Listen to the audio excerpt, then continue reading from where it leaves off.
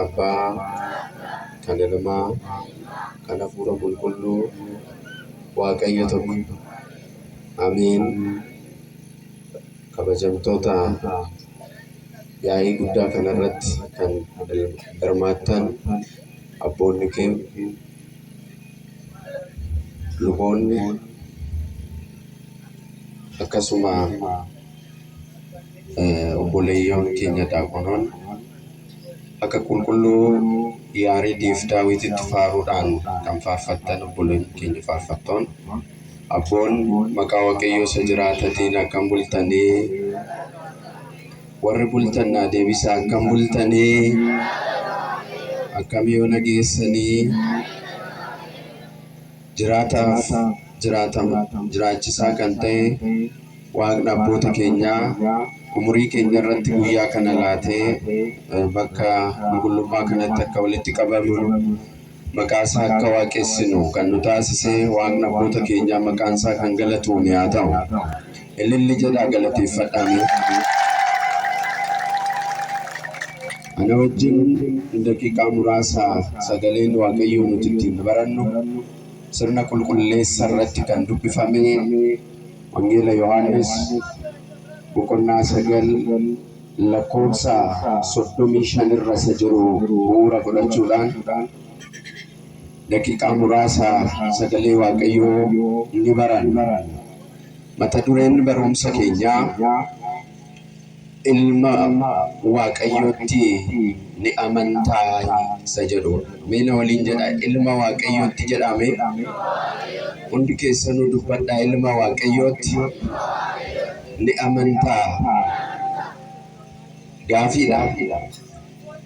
Kaayyoon barumsa kanaa ilma Waaqayyoo isa jiraataa jedhanii namoonni amanan yookiin yoo amanne maal argachuu akka dandeenyu agarsiisudha.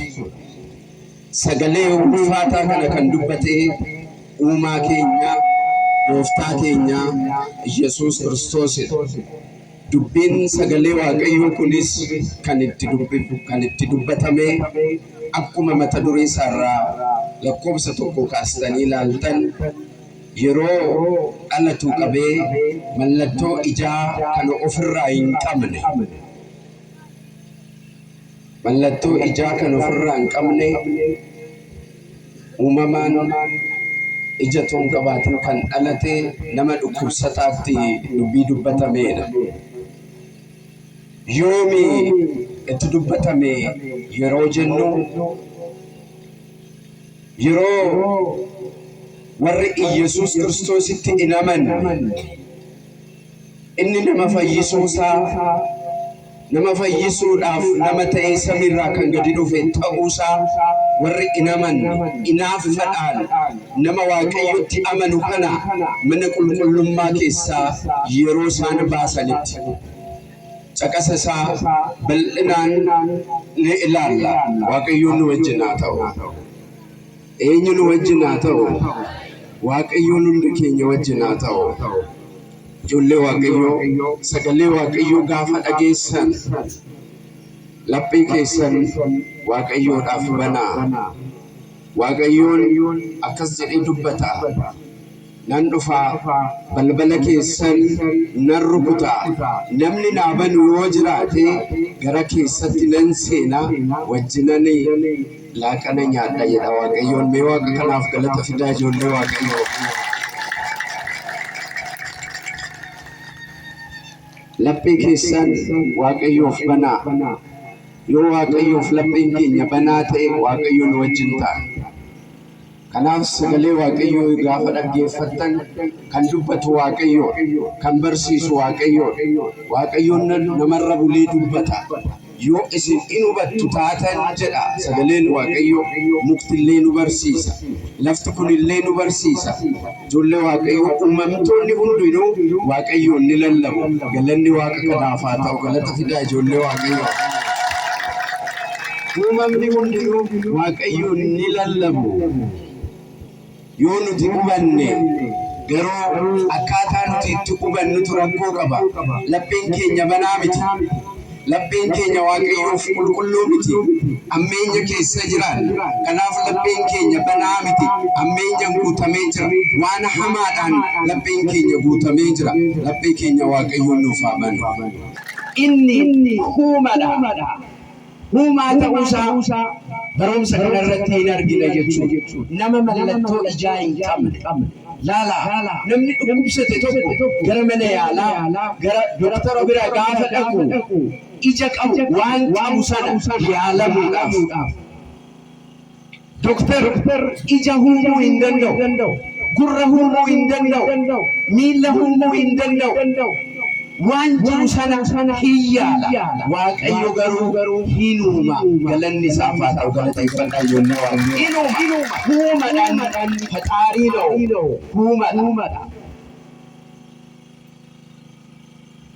በማኅፀን ውስጥ ሕፃን አድርጎ የፈጠረን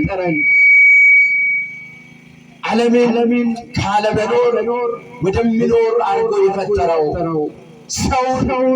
ሰው አድርጎ ከጭቃ የሰራው ኢየሱስ ክርስቶስ ነው። አምላክ ዋቀ ቃመ ሰዲ ኬሳ inni tokko ኢየሱስ ክርስቶስ namni uumama isaa wanta afur irraa biyyoo qilleensi ibidda bishaan irraa uumame nama waaqayyoon harka isaatiin bocee nama uume funyaan isaatiin hafuura isaa itti baasee nama jiraataa taasisee jira. Galanni isaaf haa ta'u galateeffadhaa ijoollee waaqayyoo. Seera uumamaa boqonnaa 2 lakkoofsa 28 dubbisaa. Kanaaf uumadha ani gaafa jedhu gorora lafatti tufee gorora sanaan biyyoo laaffisee nama ija hin qabne sana ija bocee ija uume. Erga uumee booda ija itti uumee booda gara laga seeloo dhaqiitii cuuphamittiin jedhe. Meena waliin jedha gara laga jedhame seeloo dhaqiitii cuuphame. Cuuphaan eessa jira? Saballi maal jechuudha? Warreen jedhanii jiru ijoollee waaqayyoo. Yesuus Kiristoos qaamaan waaqummaa isaatiin sagalee isaatiin waan hunda gochuu ni danda'a. Garuu hubadhaa ijoollee waaqayyoo. Fayyisee ija isaa uumee ka'ee saballa akka nama barbaachisu namni yeroo dhukkubsate gara sabalaa dhaqee cuuphamee fayyuu akka danda'u yeroo nu barsiisu gara sabala seeloom dhaqi jedheen. Namichi sunis amantaadhaan gara sabala seeloom sana dhaqee cuuphamee yeroo deebi'u ilaalaa dhufee jedha. Galanni isaaf haa ta'u galateeffadhaa ijoollee waaqayyoo. Dhukkubsannee baanee fayyaadhaan akka galluun nu haa gargaaru. Dhabnee baanee argannee akka galluun nu haa gargaaru. Amantaadhaan hir'annee baanee amantaa guutamnee akka galluun nu haa gargaaru. Ijoollee waaqayyoo hiikaan yookiin immoo wanti yaa'ii qopheeffameef isa kanaaf hir'ina qabaachuu dandeenye, dhukkubsachuu dandeenye, rakkoo garaagaraa qabaachuu dandeenye. Ijoollee waaqayyoo rakkoon keenya kan hiikamu kan furamu waaqayyoodhaan inni nuuf haa furu. Ijoollee waaqayyoo namni kun ilaalaa dhufee gaafa ilaalaa dhufu gara hawaasa bal'aatti gaafa inni makamu namoonni biyya Ayihud keessa jiran keessattuu barreessitoonni of tuultotoo warra of tuulan farisaawiyaan warri jedhaman waa'ee nama kanaa haasa'uu jalqaban. Ijoollee waaqayyoo gaafa waan isin gargaare gaafa waan dhool isin qabe gaafa waaqayyoon seenaa keessan jijjiire namoonni waa'ee keessan haasa'u. Mee waaqa kanaaf galata fidaa ijoollee waaqayyoo. Waa'ee keessan haasa'u. Namoonni waa'ee keessan faarfatu. Mana bunaatti, mana hundaatti, konkolaataa keessatti, bakka deeman hundatti waa'ee keessan mari'atu. Namichi kun calqaba kana ija hin qabne maatiin isaa bakka qulqullummaa bataskaanatti kan gatan waan nyaatu waan dhugu kan hin qabne jireenyi isaa kan jalaa bade hamma garuu ijji isaa ilaala ol jedhee deemaa jira. Maaltu kana taasise jedhanii waa'ee isaa mari'atu. kana kan taasise eenyu dubbadha kana eenyu taasise waaqayyoon seenaa keenya nuuf haa jijjiiru. Ijoollee waaqayyoo baay'een isaanii gaarummaadhaaf haasa'u baay'een isaanii garuu ammeenya haasa'u gaafa waan seenaa keessan jijjiiru warri inaaffan maaliif nagaddee buufatte maaliif baratee milkaa'e maaliif qotee gootaraa guute maaliif maatiin isaa nagaadhaan jiraatan jedhanii namoonni inaaffaa ija cubbuutiin ija seexanaatiin qabatamanii namoonni waa'ee keessan yeroo hundaa isaanii jiru waaqayyo cabsee nurraa ta'u waaqayyoon ija inaaffaa ija miqqanyummaa namni maa fayye namni maa amane namni maa guddate jedhanii ija amaadhaan warreen nama ilaalan waaqayyo laphee isaaniif haa kennu. Ameen jedha.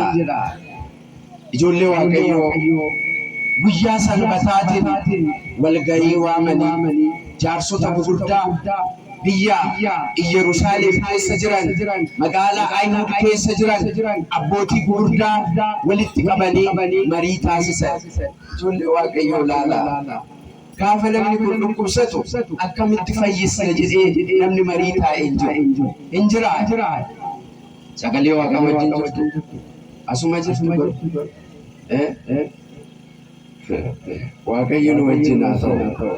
Lafti ganama sa'aatii 3 garuu aduun xiqqoo nama laaffisuu danda'a garuu sagalee waaqayyootiin cimaa. Maaliin haa cimu? Eenyuun haa cimu? Namni biddeen qofaan jiraata? Mee biddeen qofaan hin jiraata horii jetta? Hin dhabamu namni tokko. Too nyaachuu baattanii maamuruu isinis hin dubbattan asii antiisa siin teenyu kan jedhu dhabamu. Akkasumatti garuu ijoollee waaqayyoo dhuguma nyaanni biddeen humna namaa humna foonii jabeessaa jedha Daawit. Yaatsanni hiiklas haayila sabila yaatsanni haayila sabila biddeen humna namaa jabeessaa maal namaa jabeessa dubbadhaa ijoollee humna eenyu jabeessa humna namaa amma namni tokko humna argachuudhaaf ganama qorra keessa kan fiiguun jira dhagaa kan ol kaasuun jira simmintoo kan kaasutu jira feerrootti kan bu'utu jira waan baay'ee kan hojjetutu jira. Inni garuu cimina hafuuraa fiduu hin danda'u. Ciminna hafuuraa ciminni lubbuu kan dhufuu danda'u tsoomii kadhaa sagalee waaqayyooti. Mee waaqa kanaaf galata fidaa ijoollee waaqayyoo. Sagalee waaqayyooti nama jabeessa. Sagalee waaqayyooti humna namaa ta'a. Sagalee waaqayyootu diina jalaa nama miliqsa. Ijoollee waaqayyoo fooniin laafuu dandeessu. Hafuuraan garuu cimaa. Hafuuraan soorachaa jirtu. Sagalee waaqayyoo soorachaa nyaachaa dhugaa jirtu. Kanaaf kanatti gammaduu jirtu. Isin barbaachisa jechuudha. Kanaaf ijoollee waaqayyoo barumsa keenya walitti qabaatii deemna. Waltajjii taasisan. Akkamitti fayyitee jedhanii gaafatan. Waltajjii jaarsota gurguddaa walitti qaban. Dursa akkamitti yaallaa, akkamitti fayyisnaa, akkamitti gargaarraa jedhee namni mari'atee jiru. Ijoollee waaqayyoo obboleessa keessan siree irratti kanaaf fira kan dhabe nama rakkate gargaara. Gaafa isa gargaartan waaqayyo sin gargaara. Eenyu sin gargaara? Eenyutu sin gargaara? Namni rakkataa gargaare waaqayyoodhaaf liqeessee jedhu abboon miina waliin jedha. Namni rakkataa jedhame gargaare waaqayyoodhaaf liqeessee. Laala. Waaqayyoof liqeessa jechuun immoo waan guddaadha. Inni biyya kanaa lafaatti namaaf liqeessinu waan fala. Yoona kabaje nan kabaja. Yoona kabale nan kabalasa jennuu miti. waaqayyoon dachaa godhee namaa deebisa galanni isaaf haa ta'u. Galateeffadhaa ijoollee waaqayyoo. Marii taasisanii akkamitti fayyite jedhanii Iyyasuus inni jedhamu ija koo biyyoodhaan bocee naaf uumee dhaqii dhiqadhu naan jedhee ilaalan dhufee kana malee waan an beeku hin qabu ittiin jedhe. Sana booda ammas mari'atan lammatas gaafatan tokkicha isinitti meera lammata maalla gaafadhu ittiin jedhe. Ijoollee waaqayyoo namni kun cimaadha. Namni kun amantaadhaan cimaadha. Duraan waan wangeelaa waa'ee Yesuus Kiristoos namni isaa lallabee hin jiru garuu lapheen isaa banaadha. Mee waaqa kanaaf galata fidaa ijoollee waaqayyoo. Waaqayyo laphee keenya nuuf haa banu. Ameen jedha. Inni kun kenna guddaadha ijoollee waaqayyoo. Kanarra waan ani isinitti himu waan ani isin lallabu hin qabu ittiin jedhe isa dhiisanii gara maatii isaanii deemanii jedha. Sagalee waaqa wajjin jirtu. Gara maatii isaa deeman mucaan keessan gaafa dhalatu qabee ijji isaa hin argamoo hin argu. Innaa fayyus akkamitti fayyee jedhanii gaafatan. Sirriitti hubadhaa ijoollee waaqayyoo. Maatiin immoo yeroo sana rakkoo keessa jiru biyya ormaa keessa jiru akka seera warra Ayihuditti namni gooftaa Iyyasuus Kiristoos gooftaa gooftotaadha mootii moototaadha jedhee namni amanu namni waaqessu afoosha keessaa ba'a biyya keessaa ba'a. Moodii keessaa ba'a, jireenya keessaa ba'a. Kanaaf jecha maatiin isaa dhugaa itoo beekanu dhugaa dhoksanii jedha. Waaqayyo kana jalaa nu haa baasu. Ijoollee waaqayyo nama sodaatanii waaqa ija guddaa sodaachuu kan dhiisne baay'een keenya hin jirru. Dhugaa itoo beeknu nama sodaatnee kan sobaa ragaa baanee jiru kitaaba qulqulluu qabannu. Dhugaa itoo beeknu dhugaa ragaa bahuu itoo dandeenyu nama du'aaf dabarsinee kan laallee ijoollee waaqayyo kana jalaa nu haa baasu. Kitaabni qulqulluun garuu akkas jedha ijoollee waaqayyo. Wangeela Maatewos boqonnaa 10 lakkoofsa 17 irratti waaqa erga ejjeesee booda ibidda bara baraatiin adabu isa sodaadhaa jedha. Meena waliin jedha waaqa jedhame hundi keessan dubbadhaa waaqa foonis lubbuus erga ajjeesee booda ibidda bara baraatiin adabu isa sodaadhaa. Foon keessan kan ajjeesan hin sodaatinaa. Meena waliin jedha foon keessan jedhama. Hundi keessan dubbadhaa hin sodaatinaa. Foon keessan kan ajjeesan hin sodaatinaa. Kan nuun jedhu sagalee waaqayyooti. Sigaachon የሚገሉትን አትፍሩ። ስጋንም ነፍስንም ከገደለ በኋላ በገሃነመ እሳት የሚቀጣውን እግዚአብሔርን ፍሩ አለ። እግዚአብሔር ልጆች እግዚአብሔርን የሚፈራ ትውልድ ጠፍቷል። ሰውን እንፈራለን፣ እግዚአብሔርን አንፈራም። nama sodaanna waaqa hin sodaanne innaa eejjiru hin sodaanne innaa sirbiru hin sodaanne innaa mormu hin sodaanne waaqa dhiisnee waaqa namtolchee irraa waaqessinu hin sodaanne. Ijoollee waaqayyo nama hin sodaanne nama ija eegganna balbala cufanna foddaa cufanna dukkana eegganna waaqa isa gubbaadha ilaalu garuu namni sodaatee ilaalu hin jiru. Ijoollee waaqayyo kana jalaa nu haa baasu. Jireenya keessan keessatti waaqayyoon sodaadhaan jiraadhaa. Ijoollee waaqayyo eenyuun sodaachuun jiraadhaa? Waaqayyoon sodaadhaa. Namni waaqa sodaatu cubbuu hin hojjetu, hammeenya hin hojjetu, waaqa ilaala waan ta'eef dukkana da'oo godhatee namni na argee hin jiru waaqni na arge jedha. Haqaan jiraata. Haqaan akka jiraannu waaqayyo nu haa gargaaru. Meelilli jedha waaqayyoon galatee kadhataa ijoollee waaqayyo. namoota sodaatanii afoosha keessaa baana. Afoosha keessaa ba'uu wayyamoo mootummaa Waaqayyoo keessaa ba'uu kam wayya? Dubbadhame har'ame haqqii walitti dubbannee galle maal keessaa ba'uu wayya? Amma dhuguma jettuudha. Amma walitti qabaan afooshaas keessa too jiraate. Afoosha sana 1,000 adabamta, 5,000 adabamta. Namoonni har'a eessa jiru? Namoonni biyya kana keessa iddoon kun iddoo kana kan jiraatan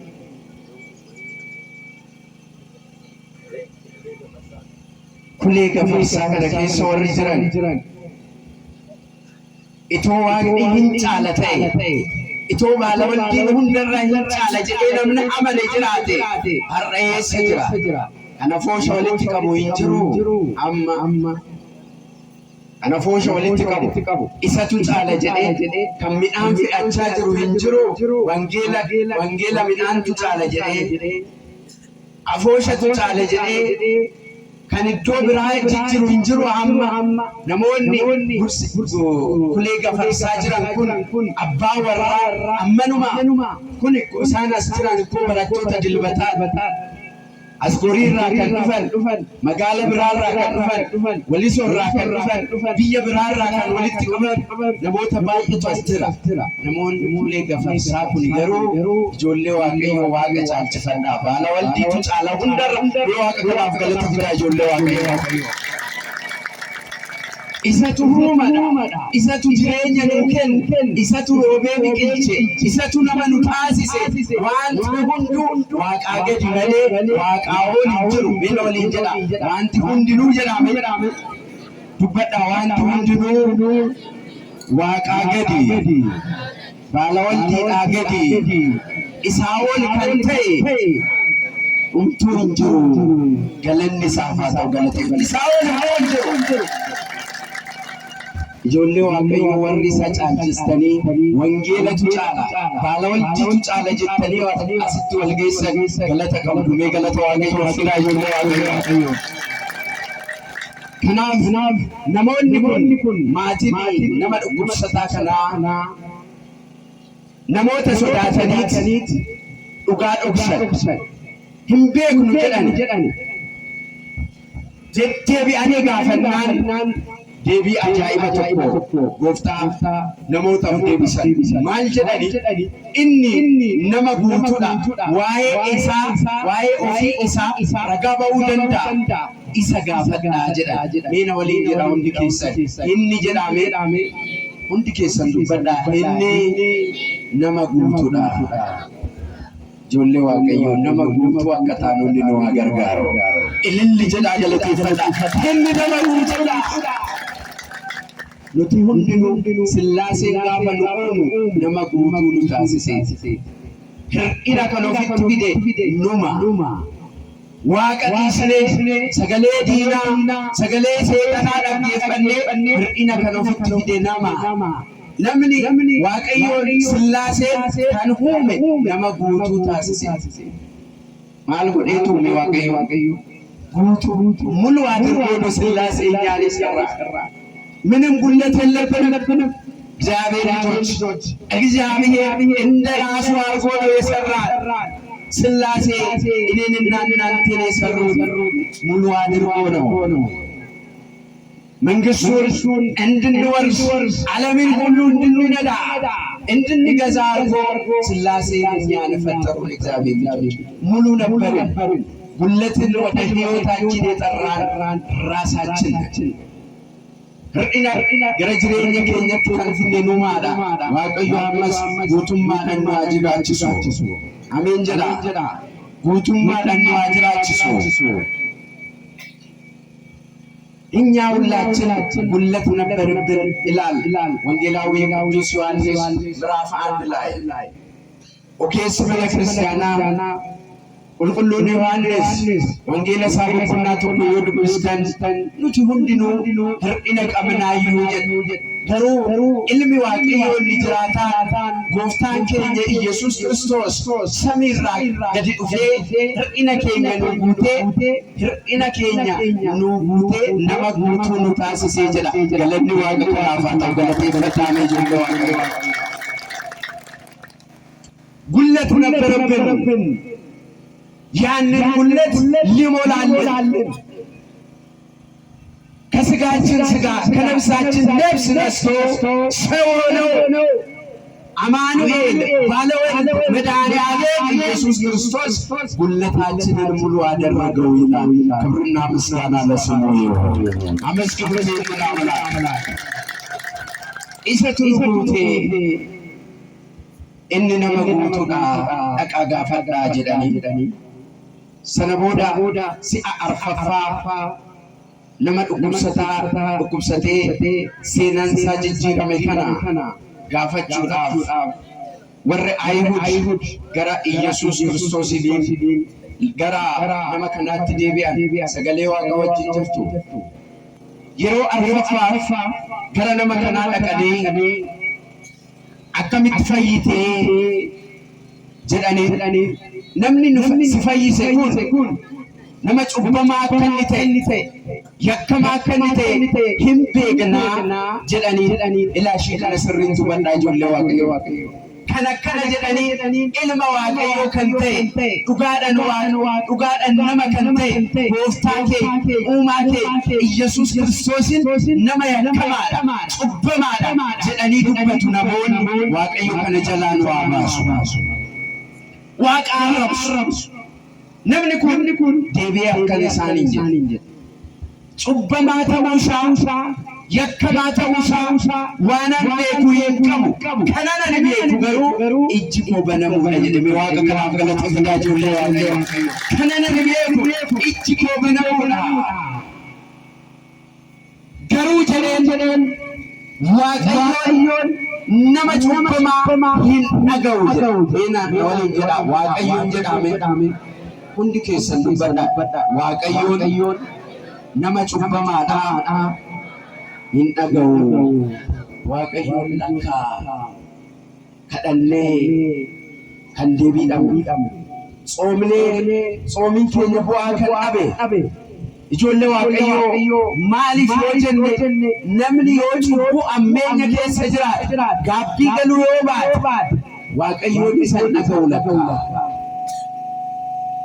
Waaqayyoon nama cubbamaa hin dhaga'u yoo ta'ellee Waaqayyoon isa dhaga'ee nama fayyisuu kan danda'u nama muuduu kan danda'u cubbuu keessaa nama baasuu kan danda'u ija kan hin qabne ija kuumuu kan danda'u kuni Waaqa malee nama biraa miti jedhamee Waaqa kanaaf galata fidaa ijoollee Waaqayyoo.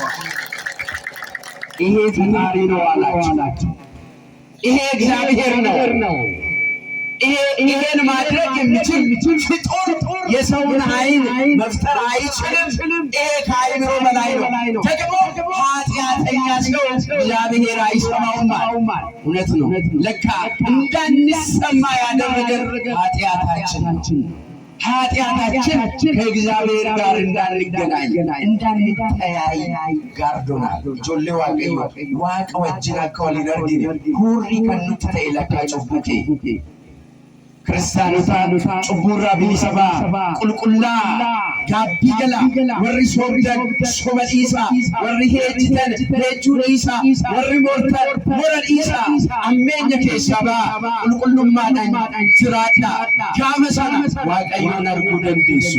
Gaaf sana lapheen keessaniin banama. Mee Waaqa kanaaf galata fidaa ijoollee Waaqayyoo. Waaqayyoon arguu kan nama dhoowwu cubbuu. Namni cubbuu hojjechaa Waaqayyoon kadhatu Waaqayyoo isa dhaga'u. Abboonni keenya akkas jedhu namni kufaa qabu hatuu hin danda'u. Hin danda'a. To'attuu nama qe'ee keessan halkan raftanii rase sa'a 6 ta'u 7 ta'u hattuun sun kufaa qaba. Yeruma qe'ee keessan ga'u qufaan itti ka'eeriin qufaasisa itti dammaqxuu jechuudha.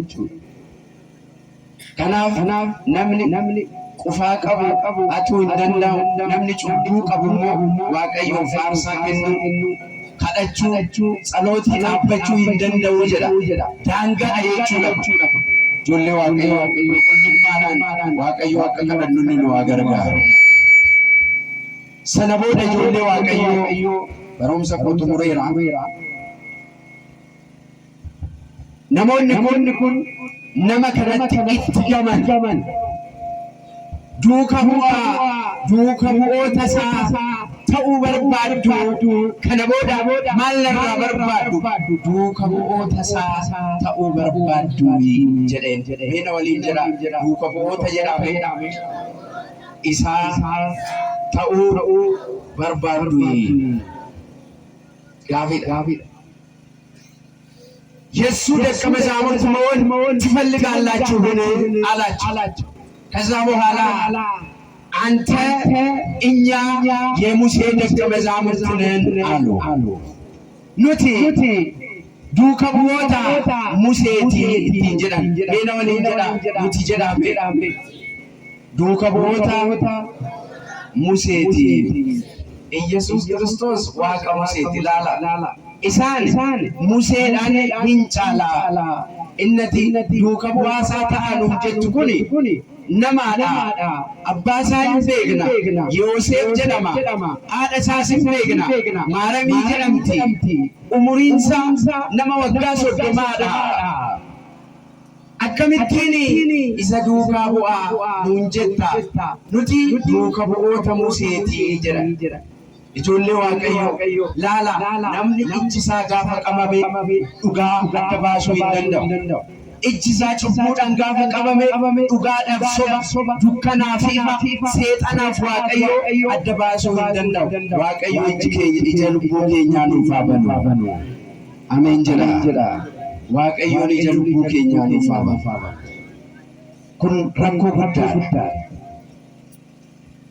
Waaqa Musee kitaabni qulqulluun akkas jedha. Gooftaan Iyesuus Kiristoos waa'ee isaa ofii isaa deebisee innaa ofiif ragaa ba'u akkas jedhee dubbata. Museenii fi raajonni waa'ee koo dubbatanii jedha. Meena waliin jedha. Musee fi jedhame raajonni waa'ee koo dubbatanii.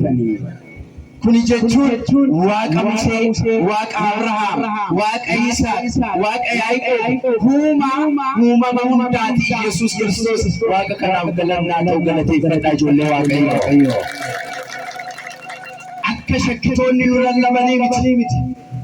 Waaqa uumama hundaati Iyesuus Kiristoos. Warri Ayihuud shakkiin duratti jira laala. Waggaa 2000 dura. Waggaa 2000 dura shakkiin lallabni akkasii kan jiru laala. Har'a miti shakkitoonni duratti Ariyoos, Niisxiroos warreen biraa har'a immoo maqaa jijjiiranii Manaafiq kan jedhu kan dhufe hamma miti. Shakkuuf shakkisiisuun kan jalqabe hamma miti. Kiristaanota amantaan tokko Waaqayyo tokko cuuphan tokko wanti biraa hin jiru. Mee Waaqa kanaaf galata fidaa ijoollee Waaqayyoo. Waaqayyoon tokko cuuphanis tokko amantaanis tokko ijoollee Waaqayyoo. Amanuu kan qabdan Iyesuus Kiristoos ilma Waaqayyoo isa jiraatadha. Duraanis kan jiru ammas kan jiraatu amma bara baraatti inni Waaqadha jennee waaqessina. Mee Waaqa kanaaf galata fidaa ijoollee Waaqayyoo. Isaadha. Kanaaf ijoollee Waaqayyoo nama kana erganni kana jedhee itti dubbatee gadi baasanii barumsa koo xumure. Mee hundi keessan na waliin jedha gadi baasan jedhame. Laala addunyaan gaafa isinitti toluu diddan, gaafa isin soomanyaa taatan, gaafa isin faarfattoota taatan, gaafa isin lallabdoota taatan, gaafa isin kiristaana taatan, gaafa isin sanbatee dhugdan, gaafa isin kurnoo keessan mana kiristaanatiif kennitan, gaafa isin naxalaa uffattanii gara mana Waaqayyootti deddeebi'uu jalqabdan addunyaan of keessaa isin baasti. Addunyaan isin jibbiti. Sobaaf dhugaan wal bira taa'uu hin danda'u. dukkanaaf ifti wal faana jiraachuu hin danda'u. Inkirdaadhaaf qamadiin wajjin jiraachuu hin danda'u. Sobaaf dhugaan wajjin jiraachuu hin danda'u. Waaqayyoo seexaan wajjin jiraachuu hin danda'u. Kun hunduu wal falma ijoollee Waaqayyoo. Wal falma. Dhugaaniif soomni wal falma. Nama dhugaa waan ta'eef Waaqayyootti waan amaneef namoonni biyya lafaa hin baasanii jedha jireenya keessa.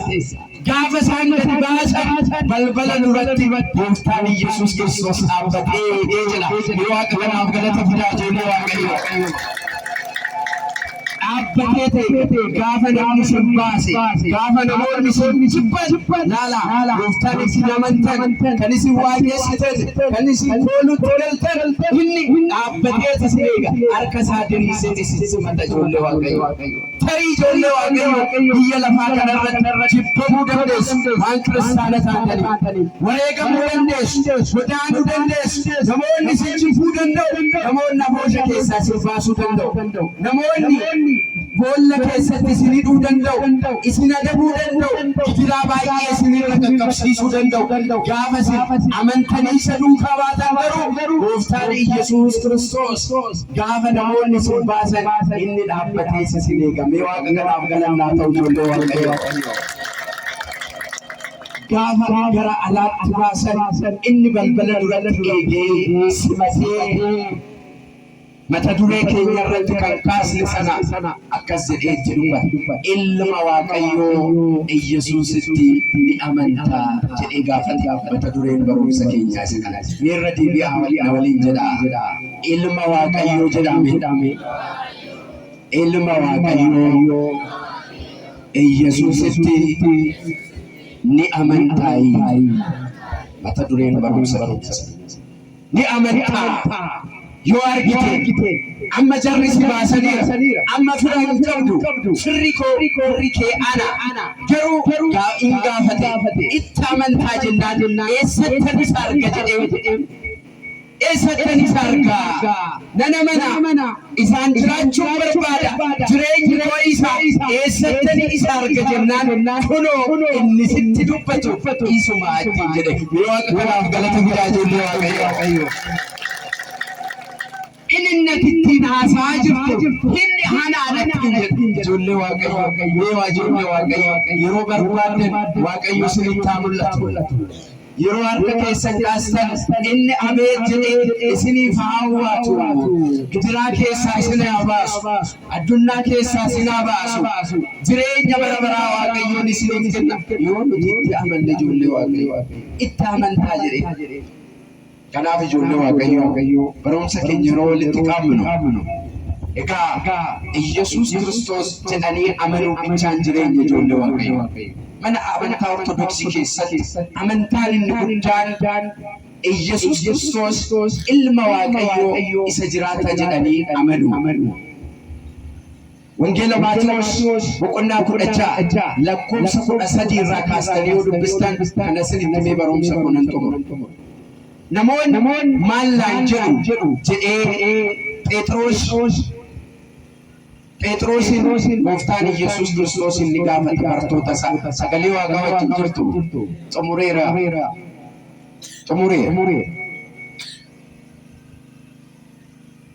Namoonni maal laan jedhu jennaan Eeliyaas jedhu Museedha jedhu raajota keessaa isa tokko jedhu jedhanii waan namni jedhuun ollaan biyyi waan haasa'utti har'as ollaan keessan warri kitaaba qulqulluu baatanii deeman garuu uumamaa adda baasanii kan hin beekne namoonni tokko Yesuus Kiristoos ni kadhataa jedhu. Yesuus Kiristoos ni kadhataa. Gara tokkoon Gooftaadha jedhu gara tokkoon immoo hin kadhataa jedhu kan jalaa walmakee jechuudha. Ijoollee Waaqayyoo kadhachuu ishii kana isinitti hima hubadhaa. Namni miljaan kadhannaa jechuun nama sadii gidduutti kan xumuramu. Nama kadhatamuuf nama kadhatu nama kadhatamu. Kan kadhatamu Waaqayyoo kan nuu kadhatan qulqulloota. kan kadhatamu kanaaf isiniif waaqa kanaaf galata fidaa ijoollee waaqayyo. Yesuus Kiristoos kadhatamaadha malee kadhataa miti. Hin kadhatama. Kakuu haaraa keessatti aarsanis fudhataanis isaadha. Ijoollee waaqayyo. Kanaaf barumsa keenya yeroo xumurru ijoollee waaqayyo. Eeliyaasiin jedhu Museedhasiin jedhu jennaan isiniif maal laan jettuu jedhe. Maal laan jettuu. Isin gidduutti bishaan daadhii taasisee jira. Bu'aa kaasee jira. Galaanarra deemee jira. Qilleensa boomee jira. Raajii gurguddaa argitaniira. Maal jettanii natti amantuu jedhee gaafannaan Phexros harka ol baase. Akkas jedhee ati ilma waaqayyoo isa jiraatadha. Meena waliin jedha ilma waaqayyoo jedhame. Jedha hundi keessan ilma waaqayyoo isa jiraatadha. Galanni waaqa kanaaf haa ta'u galateeffadha. Amantaan Ortodoksii Tawaahidoo jecha kanarratti hundaa'e jechuudha. Sana booda gooftaan Yesuus Kiristoos ati Phexros ati har'aan qabdee kattaadha. Jecha kee kanarratti mana kiristaanaa koo nan hundeesse. Jarreen warri shakkitootaa jecha kana jeequu balleessuu hin danda'an furtuu mootummaa kootii siif falla. Kan lafarratti hiikte samiirratti kan hiikkate haa ta'u.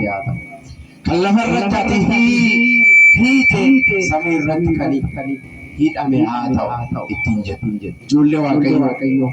Jechi ilma waaqayyo isa jiraataa jechuun amantaan. Jecha Phexros kanarratti amantoon manni kiristaanaa kakuu haaraa kan hundoofte jechuudha ijoollee waaqayyo. Kanaaf ilma waaqayyoo in amantaayi amanuu qabna jechuudha. Namni natti amane yoo jiraate du'a keessaa gara jireenyatti ce'e jedhamee barreeffamee jira. Ilma waaqayyoo jedhanii amanuu jireenya hiyooti ነው. Yesuus Kiristoos ብሎ ማመን ብቻ ህይወት jireenya jechuudha. Kanaaf mana amantaa Ortodoksii Yesuus Kiristoos bu'uurishis xumurishis Yesuus jennee kan nuti waaqessinu mana kiristaanaa kana keessatti qorichaadha. Qorichi immoo qoricha cubbuu fi du'aati. Qoricha dawwaa biraa miti. Meena waliin jedha Yesuus jechuun jedhame hundi keessan dubbadhaa. Yesuus jechuun qoricha jechuudha. Qorichummaan isaa qoricha cubbuuti. Qorichummaan isaa qoricha du'aati. Qorichi cubbuu addunyaa keessa faarmaasiidha. Ogeessa addunyaarraa bitamuu hin danda'u. Cubbuurraa bilisa kan nama baasu Yesuus Kiristoos qofaadha. Galanni isaaf haa ta'u galateeffadhaa ijoollee waaqayyo. Qorichummaan isaa du'a keessaa kan nama baasu. Anaaf isin hunda du'a keessaa kan baasedha isa. Kanaaf isa waaqessina. Waaqa keenyadha. Isaa bitamna isaan jiraanne. Kanaaf isatti amanuu qabnu. Kanaaf ijoollee waaqayyo amantaa keessummaadhaan hin fudhatamina. Amantaa keessummaadhaan hin fudhatamina. Barumsa keessummaadhaan hin fudhatamina. Lolaan isin hin harin, qilleensi isin hin fudhatin. Amantaa kanaan cimaadhaan fudhadhaa. Yaa'iin guddaan kun waldaa duuka bu'ootaati. Hojii duuka bu'ootaa kan hojjetan akka mana kiristaanaa Ortodoksiitti Oromiyaa guutuurra socho'anii lubbuu bade kan barbaadaa jiraniif amantaa kanaan gooftaa Yesuus Kiristoositti amantanii akka dhaabattaniif akka fayyitaniif waaqayyo wajjin akka wal argitaniif waaqni keessummaan hin jiru mana kana keessa waan haaraan hin jiru lafti haaraanis hin jiru waan taanaan hin jiru Yesuus Kiristoos duraanis kan jiru ammas kan jiraatu amma bara biraa isuma isatti amanuun garuu barbaachisaadha. Isatti amanuun barbaachisaa. Erga amananii booda immoo ijoollee waaqayyoo gaabbii galuun barbaachisaa. Gaabbii erga galanii booda immoo foona waaqayyoo dhiiga waaqayyoo fudhachuun baay'ee barbaachisaa. Barumsa amantaa cimanii barachuun barbaachisaa. Utubaa mana kiristaanaa isa jedhamu. barumsa icciitii mana kiristaanaa beektanii isaan jiraatanii mootummaa Waaqayyoo akka dhaalu eeyyama Waaqayyoo nuuf haa ta'u. Horaa bulaa jiraadha.